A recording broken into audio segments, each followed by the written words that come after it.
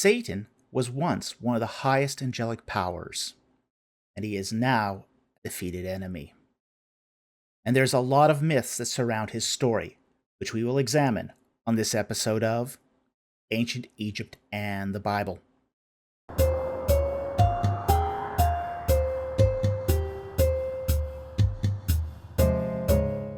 Satan is the fallen angelic figure that is mentioned in the Bible. Today, we are going to talk about 9 myths about Satan. Myth number 1. Satan is the proper name of a fallen spirit being. Okay, this one is partially true. The term Satan was originally a job title, not a name. The word Satan means adversary, and this was applied to adversaries that were sent by God to act as an opponent to human beings. An example of this is Numbers 22:22, where the angel of the Lord stood in the way of Balaam as a Satan. Now, this is not saying that God is acting as an agent of evil, but it is saying that God is acting as an adversary to Balaam's attempt to do an evil thing. In the book of Job, another Satan acts as an accuser of Job. He is a semi-autonomous figure that seems to act similar to God's prosecutor. However, the book of Zechariah no longer saw Satan as a neutral actor.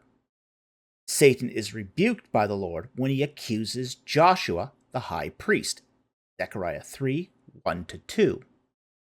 But it is in the New Testament that Satan comes to the fore as a figure of evil. Matthew chapter 4 and Mark 1 name Satan as the one who tempts Christ to worship him and to sin. He is also identified as synonymous with the devil, Matthew 4:11. It is true that Satan is a fallen spirit being. Christ said in Luke 10:18, quote, "I was watching Satan fall from heaven like lightning," end quote. Satan was once resident in heaven, but fell from it. So while the term Satan can be a job title, it can also be a proper name. Which one is it? Depends upon the context of the passage. Myth number 2. Satan, the devil, and the serpent are all different beings. Now, Satan is referred to by other names as well. Revelation 12:9 calls him the great dragon, the serpent of old, and the devil. And in this particular passage, Satan is being used as a proper name. The term serpent of old is a reference to the Nakash serpent of Genesis 3. And even Ezekiel 28 ties the serpent of the garden to the fallen angel. Ezekiel 28:14. Myth 3. Satan and evil spirits rule hell. Satan does not rule hell. He is sentenced to hell. It's no different than the meanest prisoner in a prison ward being still no more than just a prisoner. And when we talk about hell, what we're referring to is the Latinization of the term for suffering. Now, in the West, we tend to use that Latinization as a catch bucket for a number of places. Places that the Bible will call Hades or Sheol and the Lake of Fire. And these places are different. For example, non-human spirits do not go to Hades or Sheol, but they are consigned to the Lake of Fire. Matthew 25:41, Christ declares that those who reject him will go to, quote, eternal fire which was prepared for the devil and his angels, end quote. From this, we can gather that some angels did follow Satan. But that too is probably a collective noun for a vast array of spiritual beings. Now, the fate of the angels that sinned is that they get thrown into Tartarus, 2 Peter 2:4. Now, when Peter uses the term Tartarus, it conjures something in the Greek mind. It's the worst place in the afterlife that one could end up. It was a place reserved for the likes of King Sisyphus, King Tantalus, King Ixion, and the Titans. Really, really bad people going to the worst of the worst places. And the ultimate destiny of Satan is to be thrown into the lake of fire. Revelation 20, verse 10. And once in the lake of fire, those who go there will lack the agency to rule anything. Myth number 4. Satan is the rightful ruler of planet Earth. This is also a half-truth, and it comes out of a misunderstanding of Luke chapter 4. Quote, "And he led him up and shown him," this is Christ, "all the kingdoms of the world in a moment of time.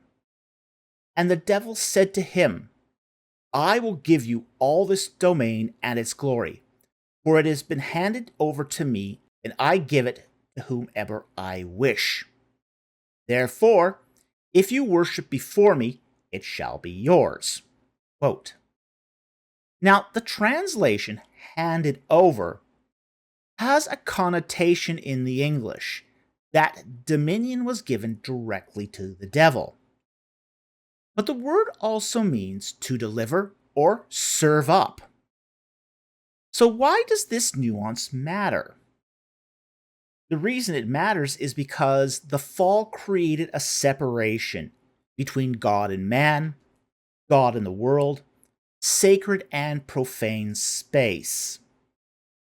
The fall of mankind triggered a series of events where God withdraws from creation behind a protective veil of sacred space to prevent automatic summary judgment of man's sin. This had the consequence of creating a power vacuum that the devil simply filled. It is not dissimilar to an abandoned apartment building that squatters come in and take over. The devil's kingdom is lordship through squatting. God withdrew, and the devil moved on in. So the devil's authority over the kingdoms of the earth was not by right, but by a form of opportunism. Myth number 5. Satan is a seraphim. This comes from a misunderstanding from Ezekiel 28. And it is a mistake that has been made by a number of otherwise respectable Bible scholars. The problem is that there is a confusion of categories. A seraph is a fire spirit analogized as a winged serpent. Exegetes will focus upon the quote, "from the midst of the stones of fire," end quote, of Ezekiel 28:16, and surmise that this is the behavior of a seraphim, so the fallen serpent was a seraphim. However, the same verse also calls the serpent, quote, "O covering cherub," end quote, and, quote, "You were the anointed cherub who covers," end quote, Ezekiel 28:14. A covering cherub is a throne cherubim, a cherubim who protects the sacred space around a throne. So the text is explicit that the serpent in the garden, verse 13, was a cherub, one of the cherubim. But he was a cherub that was acting like a seraph. So what explains the reason the fallen serpent was acting like a seraphim when he was not a seraphim? Think back to the description of the spirit beings in Revelations 9:7-11. Quote, "And the appearance of the locusts was like horses prepared for battle, and on their heads, as it were, crowns like gold. Their faces were like the faces of men, and they had hair like the hair of women, and their teeth were like the teeth of lions. And they had breastplates like breastplates of iron, and the sound of their wings was like the sound of chariots, of many horses rushing to battle. And they have tails like scorpions and stings. And in their tails is their power to hurt men for 5 months. They have, as a king over them, the angel of the abyss. His name in Hebrew is Abaddon, and in Greek he has the name Apollyon. Quote, now, the forms described here were like cherubim, winged lions. They have wings and the teeth of lions. But they are twisted, distorted with human and insect traits. Fallen spirits rebel by, quote, abandoning their own domain, end quote, Jude 6. That is, they do things outside of their creative purpose. Seraphim act like cherubim. Cherubim play with fire. Cats bark. Dogs meow. Up is down. Black is white. It is a self-determined perversion of the created order by intentional rejection of their design and purpose in the domain of the spirit realm. Myth number 6. Satan is God's equal and opposite. Human beings like opposites and natural pairings. For every salt, there must be a pepper. For every light, there must also exist a darkness. So it was natural for humans to elevate Satan to God's equal. However, the Bible does not present us with a ditheism, a God of good and a God of evil. Satan is described as a created being. Quote, you were in Eden, the garden of God. Every precious stone was your covering. The ruby, the topaz, the diamond, the beryl, the onyx, the jasper, the lapis lazuli, the turquoise, and the emerald.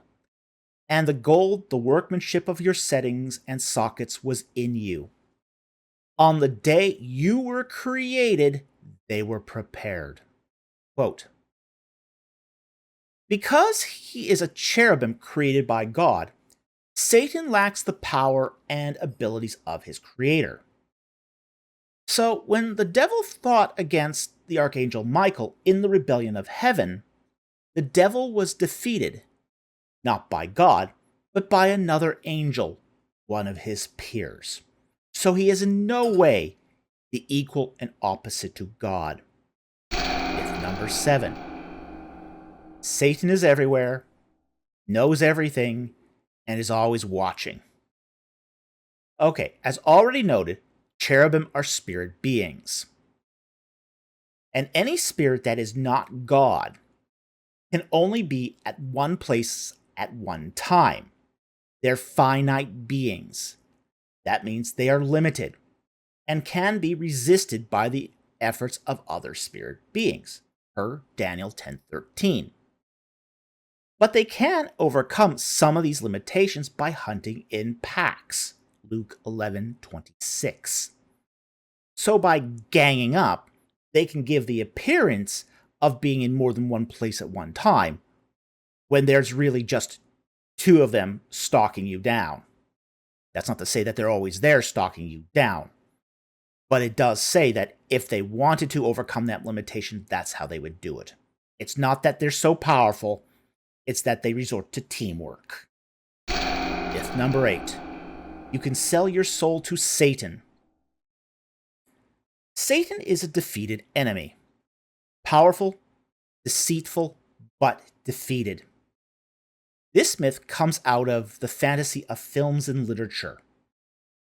Satan cannot take ownership of a soul any more than he had rightful ownership of the world. If a soul has ownership, it belongs to God, because God created humans through his breath of life, Genesis 2:7. Satan had no part in the creation of man, and he can lay no claim to ownership. So to sell your soul to Satan would be to sell it to an agent that cannot take ownership. It would be like selling a rental property that you don't own to a third party. That third party could give you money, and you could give the third party use of the property, but the third party cannot take ownership as the property still belongs to the landlord. And Satan, in this particular case, is not the landlord. Myth number 9. Satan does not exist. Perhaps Satan's greatest strategy is the myth that he doesn't exist. The Bible states that Satan can perform signs and wonders, 2 Thessalonians 2:9. So he is a being with agency and power, and he can even disguise himself as an angel of light, 2 Corinthians 11:14. So the Bible treats Satan as very much real.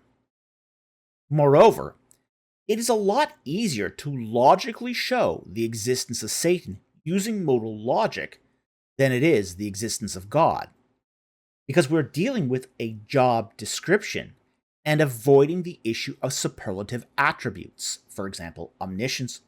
So let's say there is a being, human or otherwise, that opposes God. Well, yes, we would all agree that such beings, even humans, exist that do oppose God. Such adversaries are types of Satan per the Hebrew job description. Now then, is it possible that there are degrees of adversaries, with some having greater ability and willingness to oppose God and his allies? Also, yes. So then, if that is true, then it is logically necessary for there to be an adversary that has the most ability and willingness to oppose God and his allies in every possible world where opposition to God is extant. And it is impossible where opposition to God is extant that an adversary does not exist.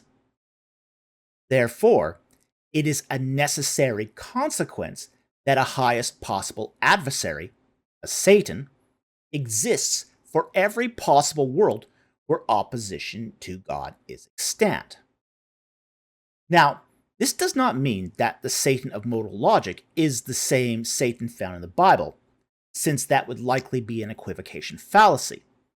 However, given the history of Satan found in the Bible, the likelihood of there being a one-to-one correspondence is better than not. So while modal logic does not directly speak to the nature of that being, it does point to Satan as a reality. So anyway, there you have it, 9 myths about Satan. We hope you've enjoyed this video and learned something. Thank you very much for watching, and we will see you next time on Ancient Egypt and the Bible.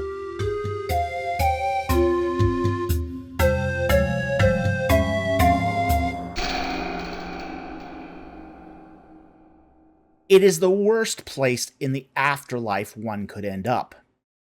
It was a place reserved for the likes of King Sisyphus, King Tantalus, King Ixion, and the Titus,